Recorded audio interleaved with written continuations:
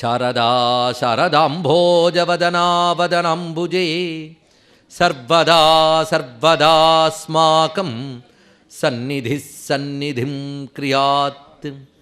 విమలపటీ కమలకుటీ పుస్తకరుద్రాక్ష శస్తహస్తపుటీ కామాక్షి పక్ష్మలాక్షి కలిత విపంచీ విభాసి వైరించి. శ్రీ శారదాంబాయై నమః. శ్రీ చంద్రమౌళీశ్వరాయ నమః. శ్రీమజ్జగద్గురవే నమో నమః. జగదంబామయమైన ఈ సభా సదస్సుకు శవనీయ నమస్సులు సమర్పణ చేసుకుంటూ, క్రోధభట్టారకులు, శ్రీ విద్యా సంప్రదాయ ప్రవర్తకులు, సాక్షాత్ శివావతారమైనటువంటి దూర్వాస మహర్షి అనుగ్రహించిన ఆర్యాద్విశతి అనబడే లలితా స్తవరత్నంలో నిన్నటి రోజున 14 ప్రాకారాల వరకు చెప్పుకోవడం జరిగింది. శ్రీమన్నగర వర్ణన ఇదంతా కూడా. అయితే శ్రీమన్నగర వర్ణనలో అనేకములైన తాత్విక మంత్ర యోగ సంకేతములు ఉన్నాయి. ఆ సంకేతములు ఇది పారాయణ చేయడం వల్ల ఆ పారాయణ చేసినటువంటి సాధకుడిని అనుగ్రహిస్తున్నాయి. అది విశేషమైన అంశం ఇది. అయితే కేవలం కథలు వినడం అలవాటైనటువంటి వారు పురాణాలను కూడా కథాదృష్టితో చూస్తూ ఇవేవో ఎక్కడో ఏవో లోకాలు ఉన్నాయి వాటి గురించి చెప్తున్నారు అనుకుంటారు. కానీ ఇందులో చెప్పబడుతున్న దేవతా స్వరూపాలు కానీ కాల చైతన్యములు కానీ ఇవన్నీ పరిశీలిస్తూ ఉంటే విశ్వాన్ని నడిపేటటువంటి ఈశ్వరుని యొక్క శక్తి విశేషాలే ఇవన్నీ కూడా. శక్తి విశేషాలు అన్నప్పుడు శక్తియే కదా అమ్మవారు.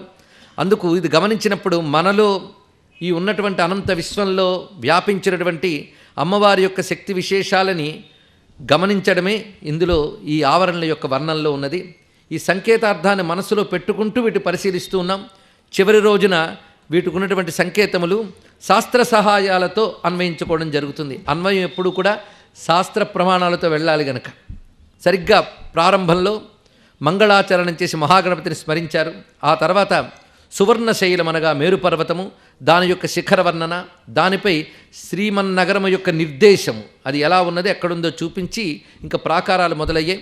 ప్రథమ ప్రాకారం అయోమయ ప్రాకారం, ద్వితీయ ప్రాకారం కాంస్యమయం, తృతీయ ప్రాకారం తామ్రమయం, చతుర్థ ప్రాకారం సీసమయ ప్రాకారం, పంచమ ప్రాకారం ఆరకూటమయము, షష్ఠ ప్రాకారము పంచలోహ ధాతుమయము, సప్తమ ప్రాకారం రజతమయము, అష్టమ ప్రాకారం సువర్ణమయము.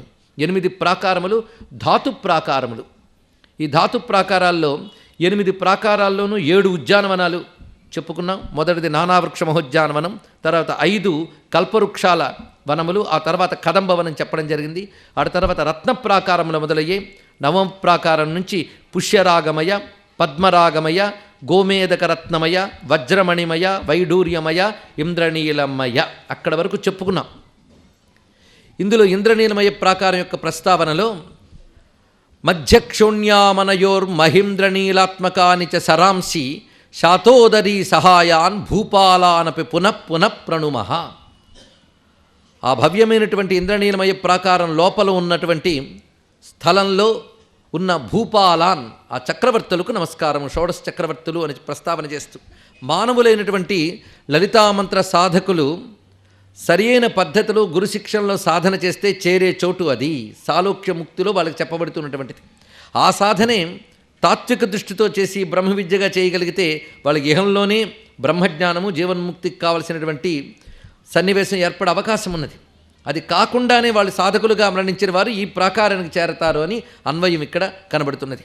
అటువంటి ఆ రమ్యమైనటువంటి ప్రాకారంలో మహేంద్ర నీలాత్మకాని చ సరాంసి, ఇంద్రనీలమణుల కాంతులతో కూడిన సరస్సులున్నాయట. ఆ సరస్సులు వాడి తీరముల యందు ఉన్నటువంటి మహాత్ములు షోడశ చక్రవర్తులు. వారు శాతోదరీ సహాయాన్ వారి శక్తులతో కలిసి నిర్వహిస్తుంటారు. ఈ షోడశ చక్రవర్తులు కూడా భూమి యందు సరి అయినటువంటి రాజపాలనా వ్యవస్థను చూసే బాధ్యత వీరిది. ఇక్కడ చెప్పబడుతున్నటువంటి దేవతా వ్యవస్థ ఇవన్నీ కూడా ఆయా లోకపాలకులకు సంబంధించిన వ్యవస్థలు అమ్మవారి నుంచే మనకు లభిస్తున్నాయి కనుక వీరందరూ శ్రీమన్నగరంలోనే కనబడుతున్నారు. శ్రీమన్నగర వర్ణంలో మరొకటి తెలుసుకోవాల్సిన అంశం ఏంటంటే సర్వదేవతలు సర్వ విశ్వశక్తులు చెప్పబడుతున్నారు ఇక్కడ. అందుకు శ్రీమన్నగర వర్ణన సమస్త విశ్వవ్యాపకమైనటువంటి వివిధ శక్తుల వర్ణన. ఇది మాటికి ఎందుకు చెప్పుకోవడం అంటే అది ఏదో ఒక లోకము ఎక్కడో ఉన్నది, మనం మరణిస్తే వెళతామేమో అనేటువంటి దృష్టితో వినడం కాదు. ఇక్కడ ఆ శక్తులన్నీ కూడా ఏ విధంగా మనల్ని పిండాండ బ్రహ్మాండాలు నియమిస్తూ ఉన్నాయో ఆ శక్తులకు నియామకురాలే అమ్మవారు ఉన్నారు. ఇక్కడ ఒక్కొక్క లోక వర్ణన ఇప్పుడు కనబడుతున్నది. అందుకే దివ్య ధామములే చెప్పబడుతున్నాయి. ఇప్పుడు రత్నమయ ప్రాకారములు మొదలైన దగ్గర నుంచి మనం గమనిస్తే దేవజాతులు విషయములు వస్తూ ఉన్నాయి. ఇప్పుడు ఇక్కడ పంచదశ ప్రాకారం 15వ ప్రాకారం, ఇది ముక్తామయ ప్రాకారం అని చెప్పబడుతుంది. ముక్తామయం అంటే ముత్యములతో కూడినటువంటి ప్రాకారం. ఇది కూడా రత్న ప్రాకారం. అందుకు ఆశుగయోజన దూరే తస్యోర్ధ్వం కాంతిధవళిత దిగంత ముక్తావిరచిత గాత్రో ముహురస్మాకం ముదే భవతు వప్రహ. ఆశుగయోజన దూరే, మళ్ళీ కూడా ఆశుగం అంటే వాయువు, వాయుయోజన దూరం అనగా 7 యోజనాల దూరంలో తెల్లని కాంతులను వెదజల్లుతూ ఉన్నటువంటి ముత్యాలతో కూడినట ప్రాకారం ఉన్నది. వప్రహ అంటే గోడ ప్రాకారము. అది మాకు ఆనందము కలిగించుగాక అని నమస్కారం చేసి ఆ మధ్యలో ఉన్నటువంటి భూమి అంటే ఇంద్రనయనమయ ప్రాకారానికి ముక్తామయ ప్రాకారానికి నడుమ ఉన్నటువంటి విషయాన్ని వివరిస్తున్నారు ఇక్కడ. ఆవృచ్చోరధిమధ్యం, ఇది చాలా విశిష్టమైన ఒక ప్రాకారం. ఇక్కడికి వచ్చేటప్పటికల్లా ఒక ప్రాకార లక్షణానికి ఒక ప్రాకార లక్షణం వెళ్ళేటప్పటికల్లా ఒక ప్రత్యేక విశేషం వెళుతున్నాం. ఇక్కడ 8 దిక్కులలో 8 లోకాలు ఉన్నాయట ఈ ఆవరణలో. అదొక ప్రత్యేకత. 8 దిక్కులు అనగానే అష్టదిక్పాలకులు ఉన్నటువంటి ఆవరణ ఇది. ఇది గమనించేటప్పుడు అష్టదిక్పాలకులు ఎక్కడుంటారు? అష్టదిక్కుల్ని నియమిస్తూ ఉంటారు. అష్టదిక్కులు ఎక్కడున్నాయి? శ్రీమన్నగరంలో ఉన్నాయి. అవునా? ఎక్కడ లేవు అష్టదిక్కులు. కనుక ఎక్కడున్న అష్టదిక్కులు నియమించే శక్తులకి మూలం ఇది. కనుక సర్వవిశ్వానికి మూలము కనుకనే సకల జగచ్చక్ర సంఘటిత మూర్తి అని మొదటే ఒక సూచన ఇచ్చాడు. అది గమనించుకుంటూ వెళుతున్నాం. ఈ దిక్పాలకుల యొక్క వందనం చాలా విశేషం. మనకి అసలైన హైందవ ధర్మం లుప్తమై చాలా కొత్త ధర్మాలు చొచ్చుకుపోతున్నాయి దీనిలోకి. కొత్త దేవుళ్ళు, కొత్త పద్ధతులు, కొత్త పారాయణలు ఇవన్నీ వచ్చేస్తున్నాయి మనకు. అసలుది మాత్రం మర్చిపోతున్నాం. దీనికి తోడు మరొక భ్రాంతి ఏమిటంటే వరుసగా 4-5 సహస్రాలు చదివిన తర్వాత ఎవడో వచ్చి చెప్తాడు ఎప్పటికైనా ఉపనిషత్తులు తెలుసుకోవాలండి అని. ఇందులో పండిందేం లేదు, ఇది పక్కన తోసేసి ఉపనిషత్తులు తెలుసుకుందామని. అంటే ఆయన దృష్టిలో ఇది పనికిరానిది అని భావం ఏర్పడింది. ఏం పండించుకున్నాడా? ఇలాంటి భ్రాంతులతో ఒక అయోమయ అవస్థలో మనం ఉన్నాం. అసలు సంప్రదాయాలు తెలియట్లేదు. అందులో ప్రధానంగా దేవతా వ్యవస్థ. కొందరు నాకు ఆయనే ఇష్టదైవం అండి, ఇంకెవ్వరిని దండం పెట్టినట్టుంటారు, అది గొప్ప అనుకుంటారు. కానీ మనకి ఇష్టదైవం ఎవరైనా ఉండవచ్చు, కానీ విశ్వాన్ని నడిపే దేవతలను నమస్కరించవలసిన బాధ్యత ఉంది. అది లేకపోతే కృతజ్ఞతకు దోషం వస్తుందట. అందుకే ప్రాతకాలంలో లేచి చేయవలసినటువంటి వందనములు ఇవన్నీ మనకి పద్ధతుల్లో చెప్పారు. అవన్నీ పాటించవచ్చు. ఇష్టదేవతని, అది కూడా శాస్త్రము చెప్పిన దేవతని. ఎవరో కొత్త దేవతలను తెచ్చుకొచ్చి వాళ్లే ఇష్టదేవతలను చేయడం ఈ మధ్య కొత్తగా మొదలవుతుంది. చిత్రం ఏంటంటే ఈ కొత్త దేవతలను ఏ మతాలు స్వీకరించవు, ఒక హిందూ మతం మీద పడేస్తారు వచ్చిన బాధ అంతా కూడా.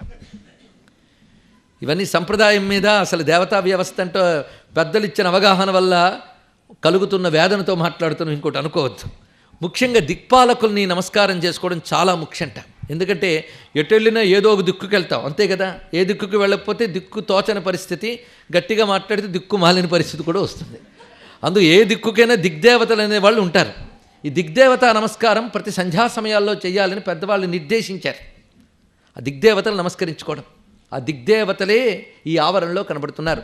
అయితే ఇక్కడ దేవతలు మాత్రమే కాదు, దిగ్దేవత లోకములు ఇవి. ఉదాహరణకు తూర్పు దిక్కు ఇంద్రుడు లోకం ఉంది ఇక్కడ. మరి ఇంద్రలోకం స్వర్గం కదండి అంటే ఆ స్వర్గానికి కావాల్సి ఎన్ని స్వర్గాలు ఉన్నాయి బ్రహ్మాండాల్లో మనకేం తెలుసు? సర్వ ఇంద్రులకి మూలశక్తి అయినటువంటి ఇంద్రలోకం ఇది ఇక్కడ ఉంది. దీని యొక్క శక్తి అటు ప్రసరించి ఆ లోకాల్లో ఉందని తెలుసుకోవాలి. అలా ఒక్కొక్క దిక్కుకి వెళుతూ ఆ దిక్పాలక లోకాలని ధ్యానిస్తూ దిక్పాలకుల అనుగ్రహం మనం పొందుతూ ఉండాలి. చిత్రం ఏంటంటే దిక్పాలకులందరికీ దిక్కు అమ్మవారు. వాళ్ళందరూ దిక్కు అమ్మవారిని కొలుచుకుంటున్నవారు వీరు. అందుకే వారిని నమస్కరించుకుంటూ అమ్మవారి దగ్గరికి వెళ్ళాలి. ఆవృచ్చోరధిమధ్యం పూర్వశ్యాం దిశి పురందర శ్రీమాన్ అభ్రము విటాధిరూఢో విభ్రమమస్మాకమనిష మాతనుతాత్.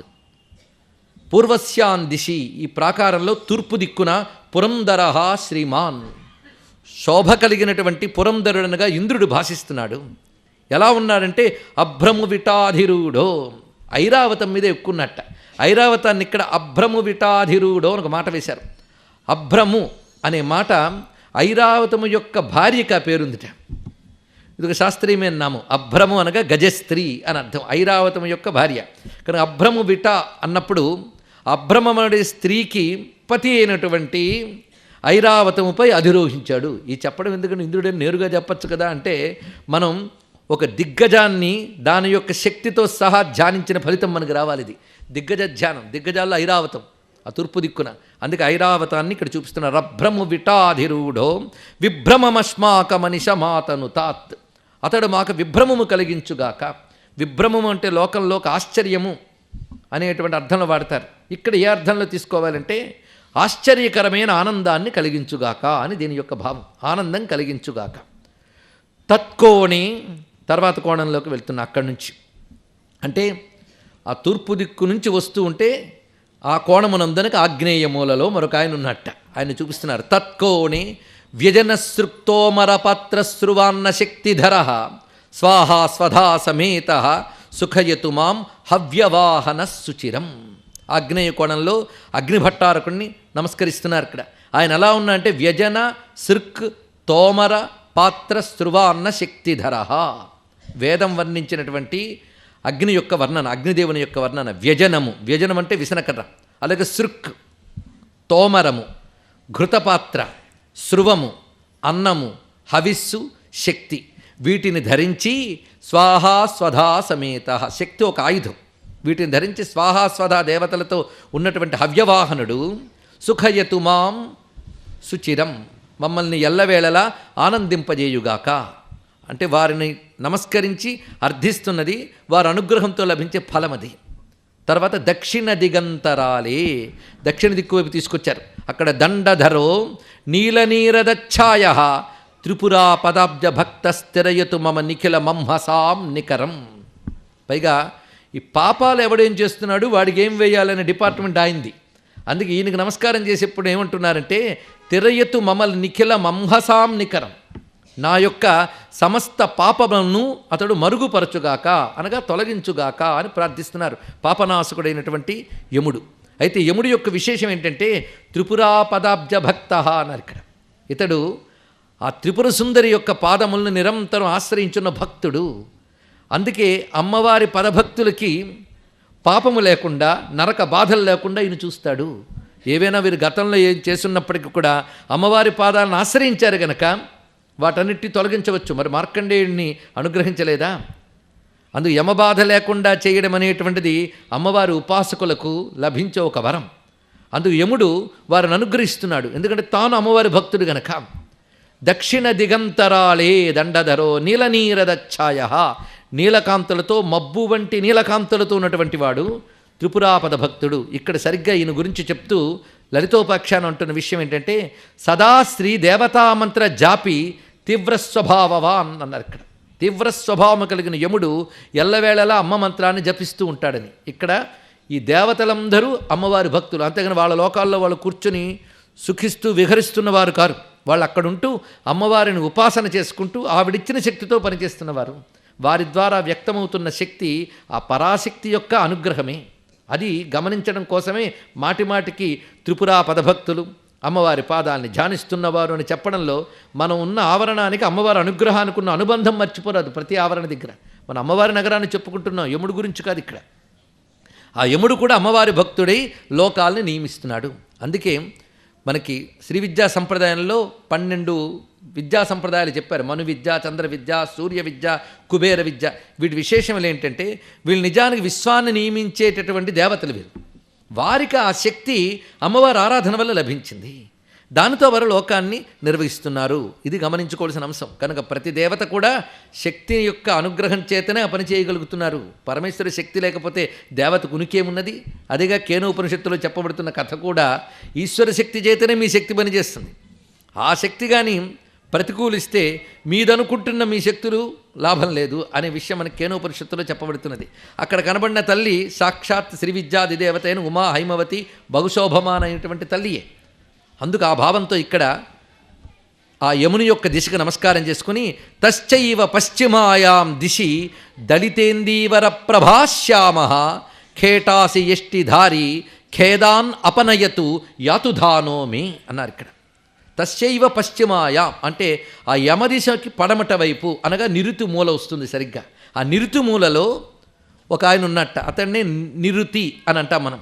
ఆ నిరుతి యాతుధానుడు అంటే రాక్షసుడని పేరు ఆయనకి ఉన్నది. రాక్షసులు అనగానే ప్రతిసారి చెడ్డవారు అనుకోరాదని ముందే చెప్పుకున్నాం. ఆ నిరుతి దిక్కులో ఆయన ఉన్నాడు. ఆయన ఎలా ఉన్నాడంటే దళితేందీవర ప్రభాశ్యామ, వికసించిన నల్ల కలువ వంటి కాంతి కలిగిన దేహంతో ప్రకాశిస్తున్నాడు. చేతిలో ఖేటము అనబడే ఒక ఆయుధము, ఖడ్గము, కర్ర వీటిని ధరించి ప్రకాశిస్తున్నటువంటి ఆ నిరుతి మా యొక్క ఖేదాల్ని పోగొట్టుగాక అని నిరుతి దశలో ఉన్న దిక్పాలకుడిని నమస్కారం చేసుకున్నారు. ఆ తర్వాత పశ్చిమ దిశకి ప్రదక్షిణ క్రమంలో చక్కగా వస్తూ ఉన్నాం. తస్యా ఉత్తర దేశే ధవళాంగో విపుల ఝషవరారూఢ పాశాముదాత్తపాని పాశీ విదలయతు పాశజాలాని. ఇక్కడ పాశాత్త పద్మపాణి అని పాఠాంతరం కూడా ఉన్నది. తస్యా ఉత్తర దేశే, ఆ నిరుతికి ఉత్తర దిక్కు యందు అనగా పశ్చిమ దిశ వస్తున్నది. అక్కడ ఉన్నటువంటి వాడు పాశి. పాశి అంటే వరుణుడు, పశ్చిమ దిక్కుకి అధిపతి అయినటువంటి వాడు. ఎలా ఉన్నాడంటే ఝషవరారూఢ పాశాముదాత్తపాణి, పాశము ధరించినటువంటి వాడు, మత్స్యవాహనము కలిగినటువంటి వాడు, ఆయన మహానుభావుడు వరుణుడు, ఆయన మనల్ని అనుగ్రహించుగాక అని చెప్తూ ఉన్నారు.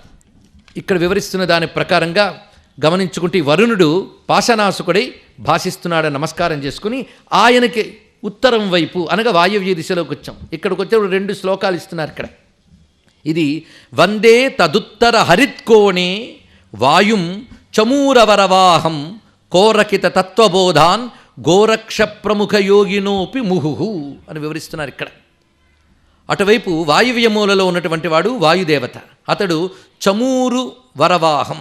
చమూరు అంటే జింక, వరవాహం అంటే శ్రేష్టమైన వాహనం. అందుకే జింకనే శ్రేష్టమైన వాహనంగా కలిగినటువంటి వాయువు ప్రకాశిస్తున్నాడు. ఆయన చుట్టూ కొలుచుకుంటున్న వాళ్ళు ఎవరు అంటే యోగులుట. ఆ యోగులు మనకు అర్థం కావడం కోసమే గోరక్ష ప్రముఖ యోగినోపి అని ఒక మాట వేశారు ఇక్కడ. అయితే గోరక్ష అంటే మన గోరఖనాథ్ సంప్రదాయం ఒకటి ఉన్నది, నవనాథ సంప్రదాయం విశేషంగా ఉన్నది. ఈ నవనాథ సంప్రదాయం శ్రీ విద్యలో కూడా ప్రస్తావన మనకి ఉంటుంది. ఇది కూడా వైదికమైనటువంటి ఒకానొక సంప్రదాయమే, యోగ సంప్రదాయానికి సంబంధించిన ఒక విశేషం ఇది. అయితే గోరఖ్నాథ్ వచ్చిన తర్వాత ఈ గ్రంథం రచించారా, గోరఖ్నాథ్కు పూర్వమే ఉందా అని మళ్ళీ రీసెర్చ్ స్కాలర్స్ బయలుదేరవచ్చు. వాళ్ళ పనే అది పాపం. ఎందుకంటే ఋషుల గ్రంథాలకు కూడా టైమింగ్ ఇవ్వాలని ప్రయత్నిస్తూ ఇది వాళ్లే రాశారా, ఇంతకు ముందు రాశారా అంటూ సంప్రదాయ విరుద్ధంగా మాట్లాడే మహాపండితుల రోజుల్లో మనం ఉన్నాం. అందు గోరక్షనాథుడికి ముందా వెనక అనే ప్రశ్న మనకు అనవసరం. ఎందుకంటే భవిష్యత్ దృష్టి లేని ఋషులు ఎలాగైనా చెప్పవచ్చు. కానీ యోగానికి గోరక్ష శబ్దానికి ఏదో అర్థం ఉన్నది. గోరక్ష అంటే యోగశక్తితో ఆ ఇంద్రియాల్ని సరైన పద్ధతిలో నిర్వహించడం కూడా భావన చేసుకోవచ్చు. మొత్తానికి గోరక్షనాథుడు అనేటువంటి మహాయోగిని తలంచుకున్న దోషమేమీ లేదు ఇక్కడ. ఇలాంటి మహాయోగులతో కూడి ఉన్నాడు అని ఇక్కడ సరిగ్గా లలితోపాఖ్యాన సహాయం తీసుకుంటే ఈ వాయువ్య దిశకు సంబంధించిన వాయువు విశేషం మరింత తెలుస్తున్నది. అదేమిటంటే సప్తధా భిన్నమూర్తిశ్చ వర్తతే కుంభసంభవ అంటున్నారు హయగ్రీవ స్వామి వారు అగస్త్యుల వారితో చెప్తూ. ఆ వాయువు 7 రకాల మూర్తులుగా ఇక్కడ ఉంటూ ఉంటాడు అని వివరిస్తూ ఆయన కూడా ఎల్లవేళలా అమ్మవారిని ధ్యానం చేస్తూ ఉపాసన చేస్తూ ఉంటుంటాడు. సిద్ధా దివ్యర్షయశ్చైవ పవనాభ్యాసినోపరే గోరక్ష ప్రముఖాశ్చాన్యే యోగినో యోగతత్పరాహ. ఇది ఈ మాట తీసుకున్నారు ఇక్కడ దుర్వాసుల వారు కూడా. అక్కడే గోరక్ష ప్రముఖాశ్చాన్యే యోగినో యోగతత్పరాహ, యోగతత్పరులైన వారు ఇక్కడ ఈ వాయువ్య లోకంలో ఈ వాయువు చుట్టూ పరివేష్టించి ఉంటారు. వారెవరంటే సిద్ధాహ దివ్యర్షయశ్చైవ పవనాభ్యాసినోపరే. ఈ మాట గొప్పగా చెప్తున్నారు ఇక్కడ. గమనించుకోవాల్సిన అంశం ఇది. వాయువు అంటే బయట వీచే గాలి మాత్రమే కాదు, మన లోపల ఉన్న ప్రాణము కూడా అదేగా. యోగంలో పవనాభ్యాసం అంటే యోగాభ్యాసం చేత ఆ ప్రాణవాయువుని జాగ్రత్తగా నియంత్రించడం అనేటువంటిది ఏ ఆధ్యాత్మిక సాధనకైనా సహకారి. యోగము నేరుగా భక్తిని జ్ఞానాన్ని ఇవ్వకపోయినా భక్తికై జ్ఞానానికి సాధన చేసేవారికి సహకారిగా ఉంటుంది. మనసు నిలుకడికి యోగం అవసరం. లేకపోతే ఆత్మసంయమ యోగంలో భగవద్గీతలో దాన్ని ఎందుకు ప్రస్తావన చేస్తారు? అనేక ఉపనిషత్ శాస్త్రముల యందు కూడా యోగ శాస్త్రాన్ని సాధన దశలో చెప్పారు. యోగంతో నేరుగా మోక్షం వస్తుందని లేదు, కానీ చిత్తవృత్తి నిరోధానికి సహకరిస్తుంది యోగం. చిత్తవృత్తుల ముందు నిరోధింపబడితే క్రమంగా మనం చేసే సాధన చిత్తశుద్ధికి అవుతుంది. చిత్తశుద్ధి అంటూ ఒకటి వస్తే తర్వాత చెప్పే జ్ఞానం అర్థమవుతుంది. జ్ఞానం అంటూ అర్థమైతే సాధన బలపడి మోక్షం అంటూ వస్తుంది. కనుక సహకారిగా ఉంది కనుక ఆధ్యాత్మిక మార్గంలో యోగానికి చాలా ప్రధానమైనటువంటి స్థానం ఉన్నది. ఇక్కడ ఉన్నటువంటి శక్తులు, ఆ వాయువు ఎవరితో ఉంటాడో చూడండి, వాయువుకి శక్తులు ఉన్నట్ట. ఇవన్నీ చూస్తూ ఉంటేనే కొంచెం ఆలోచన పరులైన వారు మాత్రం ఇంత అద్భుతమా హైందవ విజ్ఞానం అని చేతులెత్తి దండం పెట్టి తీరతారండి. అలా దండం పెడుతున్నారు పాశ్చాత్యులు. మనం పెట్టలేం, ఎందుకంటే మనకు ముందు అర్థం కాదని భావంతో కూర్చుంటాం, వచ్చింది బాధ. పైగా అక్కడ చెప్తున్న శక్తి విశేషాలని పాత్రలుగాను ఒక వ్యక్తులుగాను చూడడం అలవాటైపోయింది మనకి. కానీ అది భగవచ్చక్తి విశేషాలుగా చూడట్లేదు. ఇక్కడ వాయువుకి ఎవరయ్యా భార్యలంటే చూపిస్తున్నారు. ఇక్కడ తరుణీ రిడాప్రధాన తిస్రో వాతస్య తస్య కృతా వాసాః ప్రత్యగ్ర కాపిషాయన పాన పరిభ్రాంతలోచనా కలయే అన్నారు. ఇక్కడ 3 భార్యలు ఉన్నారు దానికి. వాళ్ళు ఎవరంటే ఇడా ప్రధానాహ అన్నారు ఇక్కడ. అంటే ఇడా పింగళ సుషుమ్న అనబడే 3 భార్యలట. ఈ చెప్పడం అర్థం ఏంటి? ప్రాణశక్తి సంచరిస్తున్నది ఈ నాడుల ద్వారా గనక ఆ నాడీ శక్తులు 3 భార్యలుగా ఉన్నారు. ఇప్పుడు భార్యలంటే ఏమిటో తెలిసింది కదా. మీ హిందూ దేవతలకి భార్యలు ఎక్కువ అండి అని కాదు అని వాళ్ళు అంటుంటే అవునండి అని వీడు అంటూ ఉంటాడు. కనుక ఇక్కడ భార్యలు కారయ్య వాళ్ళు అదొక సంకేతించబడుతున్నాయని ఇక్కడ తెలుసుకోవాలి.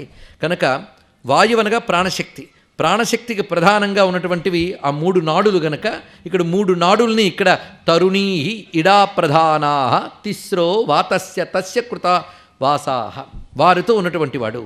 వారితో కలిసి ఎలా ఉన్నా అంటే ప్రత్యగ్ర కాపిషాయన పాన పరిభ్రాంత లోచనా కలయే. కాపిషాయనం అంటే మద్యము. ఆ మద్యపానం చేసిన మత్తుతో ఉన్నట్ట ఎవరు? ఈ వాయుదేవుడు. అటువంటి పారవశ్యంతో ఉన్నాడని శ్రీ విద్యలో అనేక చోట్ల వారుణీమద విఫల మాధ్వీపానాలస ఇలాంటి నామాలు వచ్చినట్లుగానే అక్కడక్కడ ఈ మద్యపాన పారవశ్యంతో ఉన్న వర్ణన చేస్తూ ఉంటారు.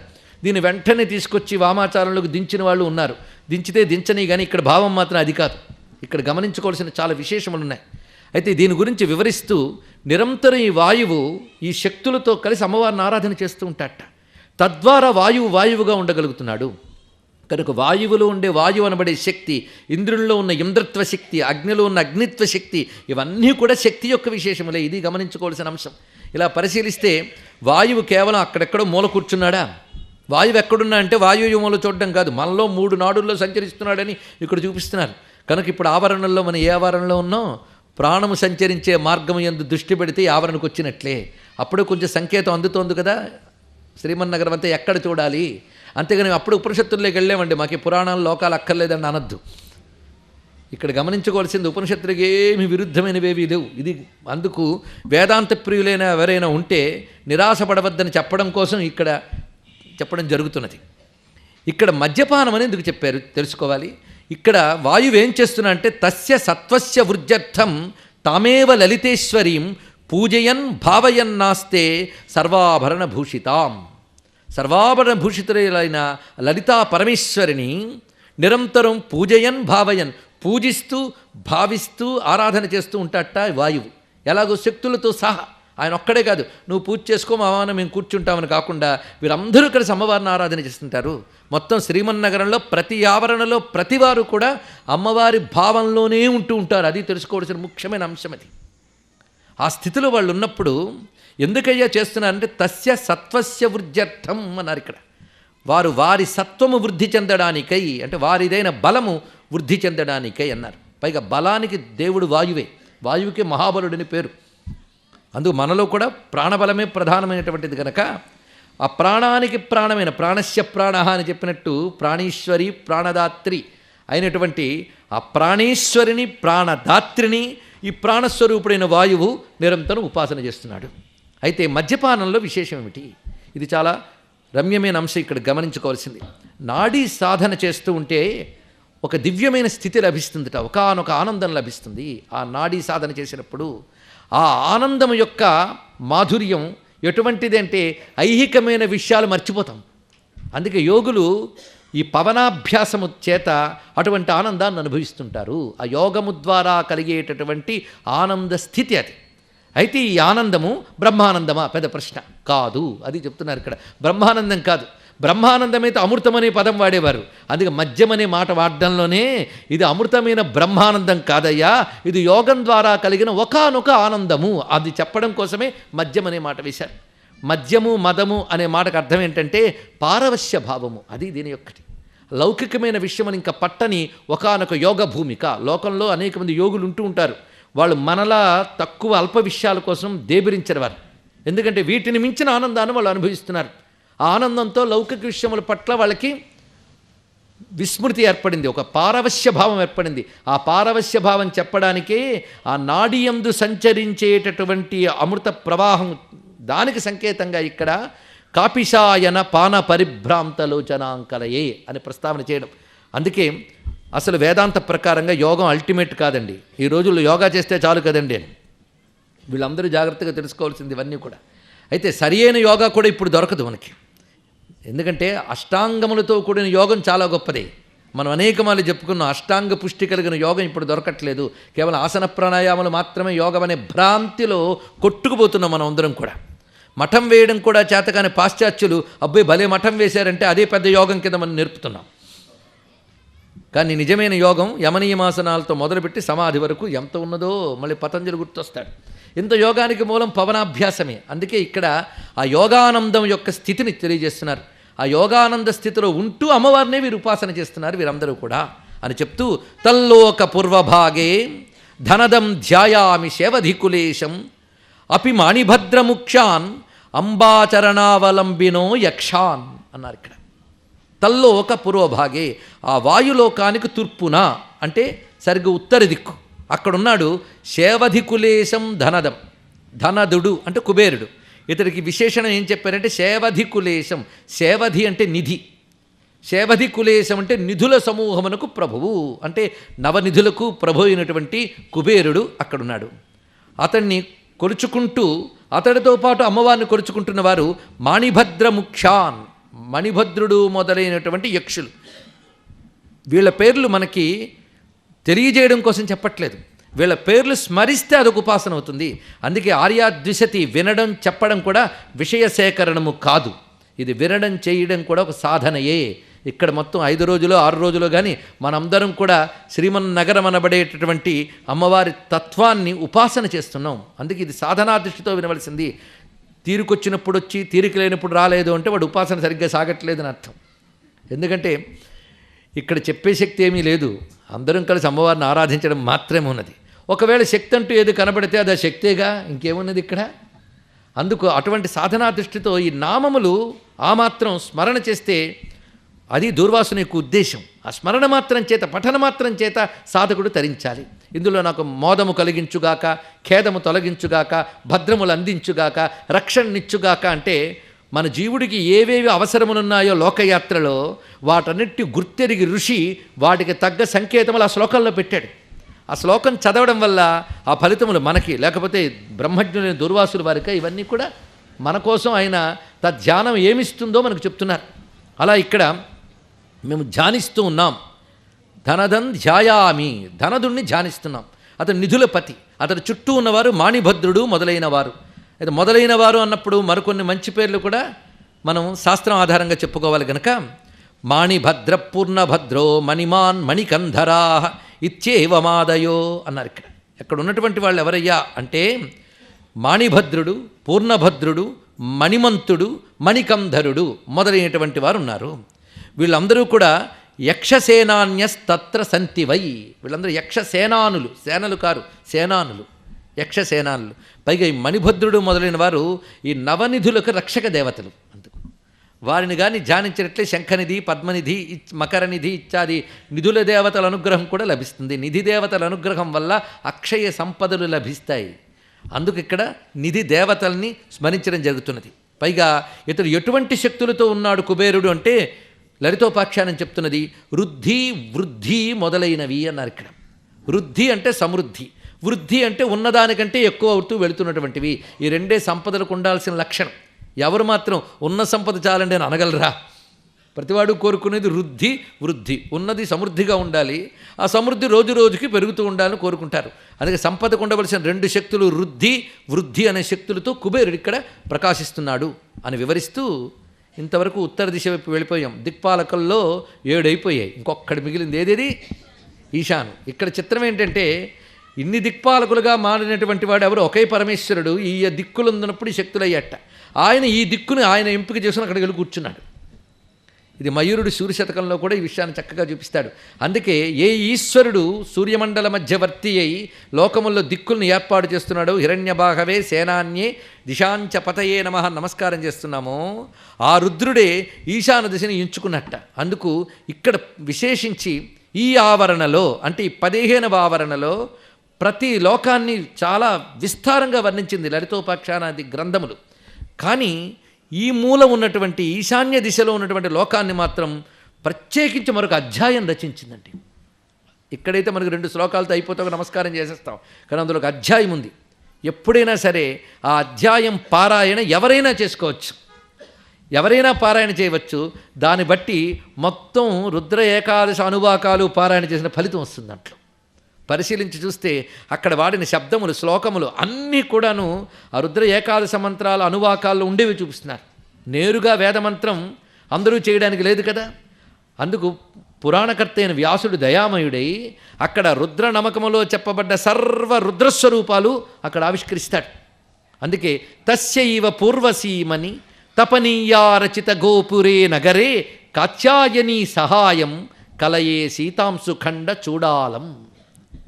సరిగ్గా ఆ కుబేర దిశకి పూర్వం వైపు అనగా ఈశాన్య దిశలో స్వర్ణమయమైన గోపురాలతో ఉన్న ఒక అద్భుతమైన నగరం ఉన్నది.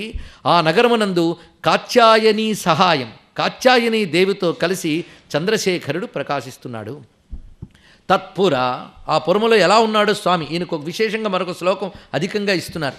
షోడశవరణ స్థలబాజస్తరుణ చంద్ర చూడాలాన్ రుద్రాధ్యాయే పఠితాన్ రుద్రాణి సహచరాన్ భజే రుద్రాన్. ఇక్కడ ఒక యంత్రం చెప్పబడుతుంది, రుద్ర యంత్రం. ఎలాగైతే శ్యామలా యంత్రం మనం ప్రస్తావన చేసుకున్నామో రుద్ర యంత్రం ఉంది.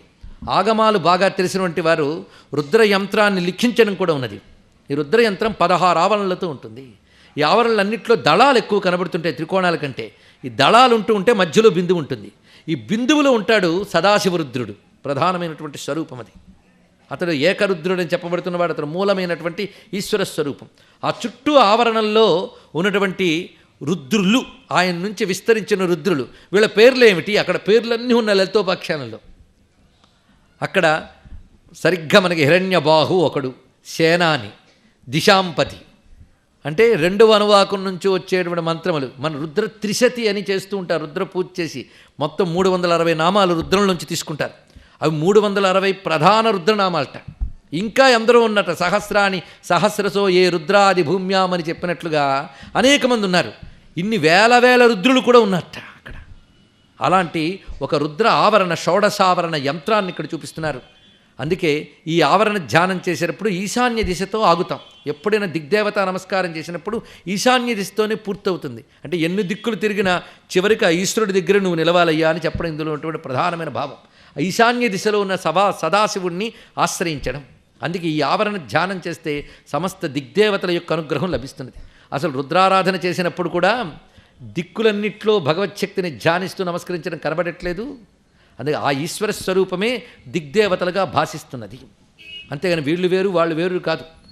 తత్పుర షోడశవరణ స్థలబాజస్తరుణ చంద్ర చూడాలాన్, అందరూ కూడా చంద్రలేఖలు ధరించే ఉన్నారట. ఇది మనం ధ్యాన శ్లోకంలో చెప్పుకుంటుంటాం. మొత్తంగా ఉన్నటువంటి వారందరూ బ్రహ్మాండ వ్యాప్తదేహ భస్తిఘమరుచా భాసమాన భుజంగై కంఠేకాల కపర్దా కలిత శశికళా చండ కోదండహస్త త్రియక్ష రుద్రాక్షమాలా సలలిత వపుషా శాంభవ మూర్తిభేదా రుద్రా శ్రీ రుద్రసూక్త ప్రకటిత విభవా నః ప్రయచ్ఛంతు సౌఖ్యం అని నమస్కారం చేసుకుంటాం. ఎంతమంది రుద్రులు అక్కడ చెప్పారు. ప్రతివారు ఒకేలా ఉన్నట్టు, లేకపోతే ఒకే వరణ అందరికీను. అందరూ కూడా కలిత శశికళాహ. అదే ఇక్కడ తరుణ చంద్ర చూడాలా అని అన్నారు. ఈ విధంగా చంద్రలేఖలు ధరించినటువంటి వారు. ప్రతి రుద్రుడికి రుద్రాణి ఉందుడు పక్కన. రుద్రుడి శక్తే రుద్రాణి. అంటే ఎందరు అమ్మవార్లు ఎందరు అయ్యవార్లో చూడండి ఇక్కడ. అందుకు ప్రత్యేకించి ఈ ఈశాన్య కోణం దగ్గర ఉన్నటువంటి రుద్ర షోడశావరణ యంత్రానికి నమస్కారం చేసుకుందాం. మొత్తం ఈ దిగ్దేవతల మయంగా ఉన్నది. చిత్రం ఏంటంటే ఒక్క దేవత కాదు, ఆ దేవత లోకమంతా అక్కడ ఉంది. ఇలాగ అష్టదిక్పాలకుల లోకములు అక్కడున్నాయి. ఇవి చెప్పడంలో ఉద్దేశం ఏంటి? మరి కొంచెం ప్రతిదానికి ఉద్దేశం అప్పుడప్పుడు స్మరిస్తూ పైకి వెళుతూ ఉండాలి. ఈ చెప్పడంలో ఉద్దేశం ఏంటంటే అమ్మవారి యొక్క నగర ధ్యానం చేసేవాడు ఈ ఆవరణతో ఆగుతాడా? ఇది దాటి వెళతాడా లేదా? అమ్మవారు అనగా సాక్షాత్ పరబ్రహ్మస్వరూపముగా భావన చేస్తున్నాం. ఆ పరబ్రహ్మస్వరూపాన్ని సగుణ బ్రహ్మముగా ఉపాసించినప్పుడు అమ్మవారి ఉపాసన అని వ్యవహరిస్తున్నాం. ఇక్కడ గమనించేటప్పుడు ఈ లోకములన్నిటికీ నమస్కారం చేసుకున్నాం కానీ ఆగకుండా పైకి వెళ్తున్నాం అంటే అర్థం ఏమిటి అంటే ఆ అమ్మవారు అనబడే బ్రహ్మానుభవం ఏదైతే ఉన్నదో అది ఈ ఊర్ధ్వలోకాది స్థానముల యందు దొరికే భోగముల కంటే ఉన్నతమైనటువంటిది, ఇహలోక పరలోక సుఖముల కంటే ఉన్నతమైనటువంటిది. అందుకే స్వాత్మానంద లవీభూత బ్రహ్మాజ్యానంద సంతతి అని చెప్పడం దాని యొక్క ఉద్దేశం. అందుకే ఈ లోకములన్నీ చెప్తూ దానికి పైన అమ్మవారు ఉన్నారు అంటే అర్థం ఏంటి? ఆ అఖండానందము యొక్క కొన్ని కిరణములే ఈ లోకముల యందు ప్రకాశిస్తున్నాయి. అందుకే అటుపై దృష్టి పెట్టిన వాడికి ఇహలోక పరలోక సుఖాలపై వైరాగ్యం ఉంటుందని చెప్తారు కదా, అది గమనించుకోవాల్సింది ఇందులో. అందుకు ఈ లోకంలో ఉన్న శక్తులకు నమస్కారం చేసుకుంటేనే వస్తాము అని వాళ్ళకి చెప్పి ఇంకా పైకి వెళ్ళాలట. అందుకు ఆ పరబ్రహ్మ యొక్క ఆనందంకి వెళ్ళేటప్పుడు ఇవన్నీ దాటి వెళుతున్నాం. అదే సమయంలో ఈ లోకములందంతా ప్రసరిస్తున్న ఆనందపు కిరణములు అఖండానంద జ్యోతి అయిన లలితా పరాభట్టారికి యొక్క ప్రకాశములేని ఎరుక కలిగి ఉండాలి. అటువంటి స్ఫురణ ఇందులో మనకు కలుగుతున్నది. అందుకు ఈ 15వ ప్రాకారం చాలా విశిష్టంగా నమస్కారం చేసుకుని తర్వాత షోడశ ప్రాకారంలోకి ప్రవేశిస్తున్నాం. ఇది మరకతమయ ప్రాకారం. మరకతమణులు ఇవి గరుడ పచ్చ పూసలను కూడా అంటారు. అలానే మరకతమణిమయము. ఇది కూడా పవమాన సంఖ్య యోజన దూరే అనగా వాయు సంఖ్య 7 యోజనముల దూరంలో బాలతృణమేచకస్తస్య సాలో మరకతరచిత సంపదమచలాం శ్రియంచ పుష్ణాతు అన్నారు ఇక్కడ. ఇది లేత పచ్చగడ్డి వంటి కాంతులతో ఉందిట. అంటే పచ్చని మణులు గనక ఆ కాంతిని వర్ణిస్తున్నారు. అటువంటి మరకతరచితమైనటువంటి సాలము అనగా ప్రాకారము మాకు అచలమైనటువంటి సంపదను శోభను ప్రసాదించుగాక, వృద్ధి చేయుగాక అని భావన చేస్తున్నారు ఇక్కడ. ఆవృతి యుగ్మాంతరతో హరితమణి నివహమేచకే దేశే హాటక తాళీ విపినం హాలాఘట ఘటిత విటపమాకలయే. ఇక్కడ ఈ ఆవరణ దగ్గర మళ్ళీ ప్రధానమైనటువంటి కొంత ధ్యానం అవసరమే. ఎలాగైతే కదంబవనంపై ఒక ప్రత్యేకమైన దృష్టి పెట్టుకున్నామో ఈ ఆవరణ దగ్గర కూడా చాలా దృష్టి పెట్టాలి. ఇక్కడ మళ్ళీ వృక్షాలు కనబడ్డాయి. ఇంతవరకు వృక్షాల వర్ణన విశేషంగా చేయలేదు. ఒక్కొక్క ఆవరణలు రత్నమయమైనటువంటి ప్రాకారాల నడుమ ఉన్నాయి గనక అక్కడున్న వృక్షములు, అక్కడున్న సరస్సులు, అక్కడున్న వితర్దికలు, అక్కడున్న భవనములు అన్నీ కూడా ఆ రత్నకాంతులతో ఉంటాయి. ఇది తెలుసుకోవాల్సినది. అన్ని చోట్ల అదే. ఇక్కడ మాత్రం విశేషంగా తాళీ విపినం తాటి చెట్లు ఉన్నాయట, చాలా విశేషంగా అక్కడ ఉన్నాయి. అవన్నీ కూడాను ఎలా ఉన్నాయంటే హాటక తాళీ విపినం బంగారు తాటి చెట్లు. అంటే మనం అనుకునే మామూలు తాటి చెట్లు కావు, బంగారు తాటి చెట్లు. చిత్రం ఏంటంటే ఆ తాటి చెట్టు కొమ్మల నుంచి కుండలు కొన్ని కట్టి ఉంచేటండి.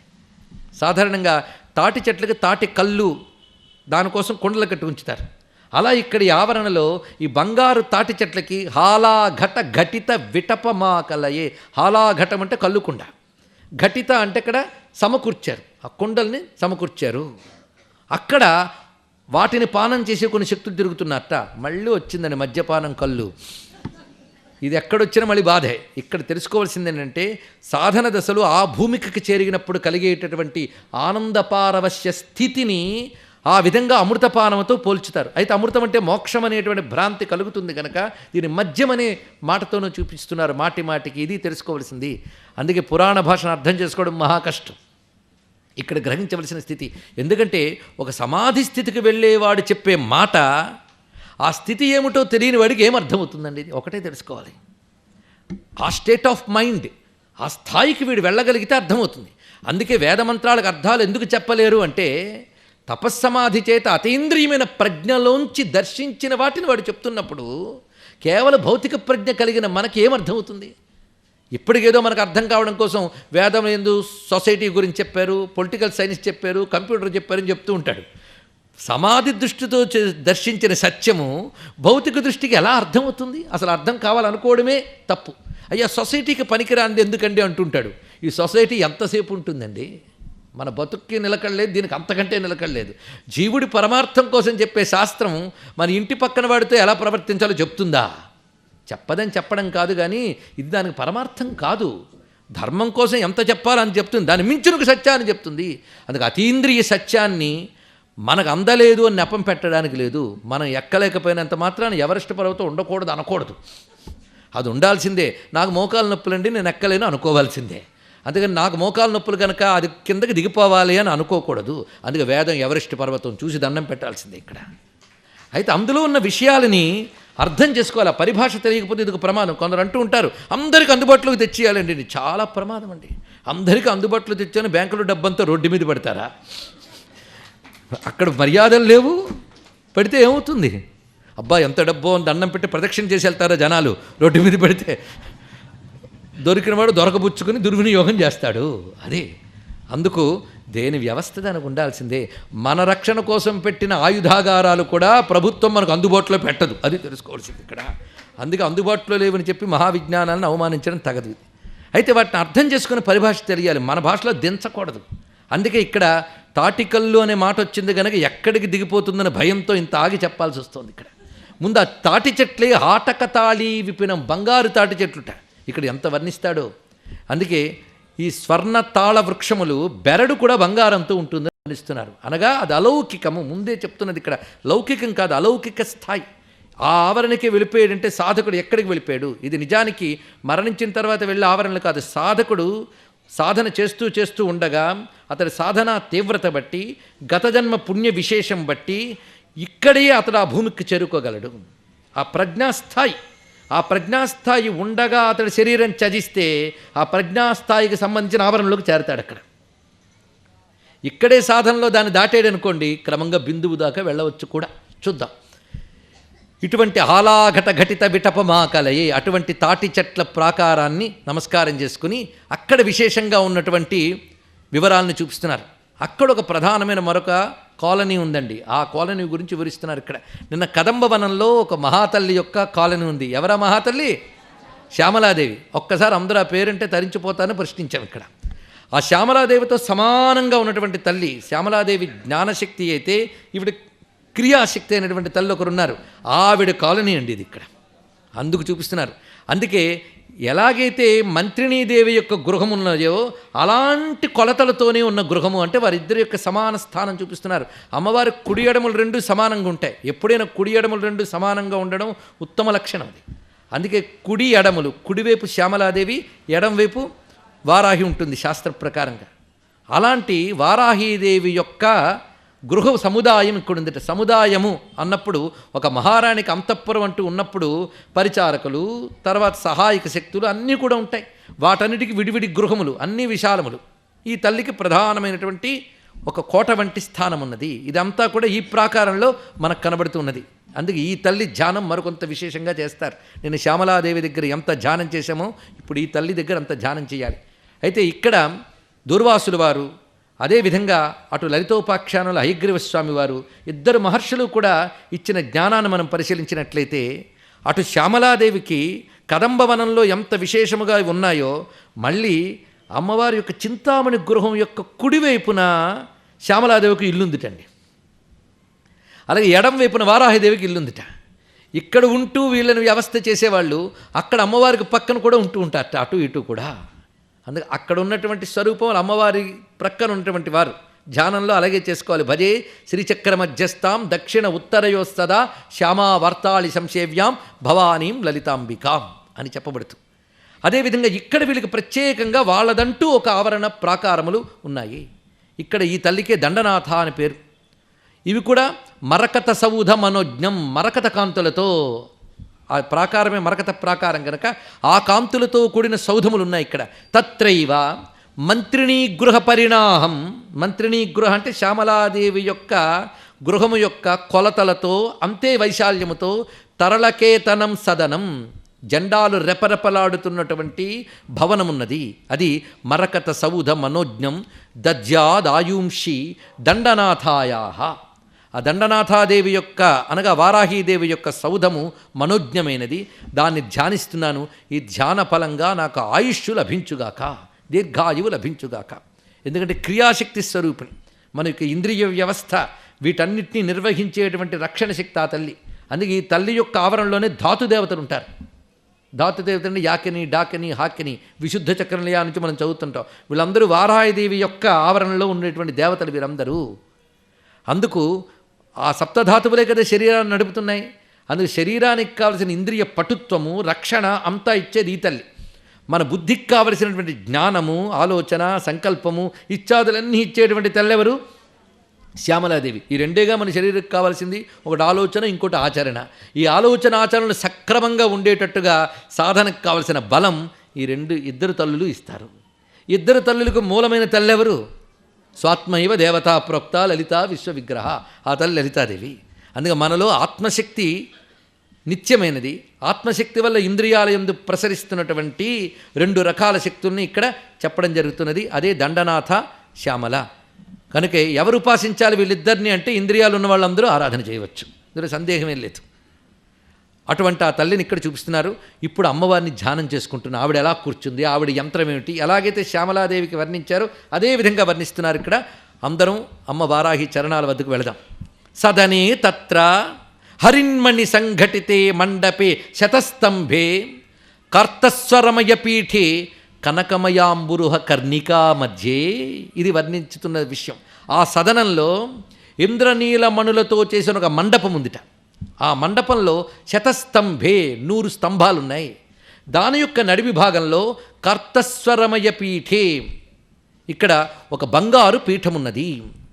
ఆ బంగారు పీఠంలో ఒక బంగారు కమలం ఉన్నది. ఆ బంగారు కమలము యొక్క కర్ణికయందు అంటే దుద్దుయందు ఒక చక్కటి చక్రం ఉందిట. అంటే వారాహి యంత్రం. ఆ యంత్రం మధ్యంలో కూర్చునుంది ఆ తల్లి. ఆ యంత్రంలో ఉన్న ఇతర ఆవరణల్లో వారాహి యొక్క పరివార దేవతలందరూ ప్రకాశిస్తున్నారు. వీరి స్వరూపములు చాలా చాలా వారాహి యంత్రజ్ఞానాన్ని చెప్తూ శాస్త్రములు చెప్పాయి.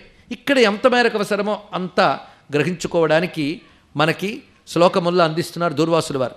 బిందు త్రికోణ వర్తుల షడస్ర వృత్తద్వయాన్వితే చక్రే సంచారిణి దశోత్తర శతార్ణమను రాజకమల కలహంసి. ఎంత అందమైన మాటలో భావుకత కానీ తెలిస్తే ఎంత గొప్ప కవిత్వం అండి బాబు ఇందులో చెప్తున్నాడు. ఇక్కడ భాష తెలియాలి, భావం తెలియాలి, రసజ్ఞత అనేది వీడికి ఉండాలి. అప్పుడు కనిపిస్తుంది ఇక్కడ అందమైనటువంటి భావం. ముందుగా యంత్రం, మంత్రం ఈ 2 చెప్పాలి. దేవత అనేది యంత్రము, మంత్రము ఈ రెండిటి యందున్న చైతన్యమే దేవత. అందుకని యంత్రం ఎలా ఉన్నదంటే బిందు, త్రికోణ, వర్తుల, షడస్ర వృత్తద్వయాన్వితే చక్రే. ఈ వివరిస్తున్న విషయాలను బట్టి మనం గమనించినట్లయితే ఇక్కడ కనబడుతుంది ముందు బిందువు, ఆ తర్వాత త్రికోణము, వృత్తము, ఇక షడస్రము, దానికి చుట్టూ 2 వృత్తములు చుట్టబడి ఉన్నాయి. ఇలా మొత్తం 5 ఆవరణల యంత్రము వారాహిదేవిది. నవావరణ అమ్మ లలితాంబది, 7 ఆవరణలు శ్యామలాదేవిది, 5 ఆవరణలు వారాహిదేవిది. అందుకే 5 ఆవరణలు ఎలా ఉంటాయో ఇక్కడ వివరిస్తున్నారు. అలాంటి చక్రే సంచారిణి. ఈ చక్రం ముందు ఆవిడ సంచరిస్తున్నది. అందుకే ఈ మొత్తం ఆవరణలో ఉన్నటువంటి వారాహి శక్తులు అనేకములు చెప్పబడుతున్నాయి. వాటి పేర్లు చెప్పుకుంటూ ఉంటే ఒళ్ళు పులకిస్తుంటాయి. కానీ అన్నీ కాకపోయినా అక్కడున్న కొన్ని ప్రధాన శక్తుల్ని దూర్వాసుల వారే మనకు స్మరింపజేస్తారు. వారి మాట అందిపుచ్చుకుని ఇతర శాస్త్ర సహాయములతో మరికొన్ని పేర్లు మనం తెలుసుకుందాం. ఇక్కడ ఉన్నటువంటి వారన్నీ ఆ పేర్లు తర్వాత గమనించుకోవచ్చు. ఇక్కడ మంత్రం గురించి చెప్తున్నారు. ఇంతవరకు యంత్రం అయింది కదా, మంత్రం చెప్తున్నారు. దశోత్తర శతార్ణమను రాజకమ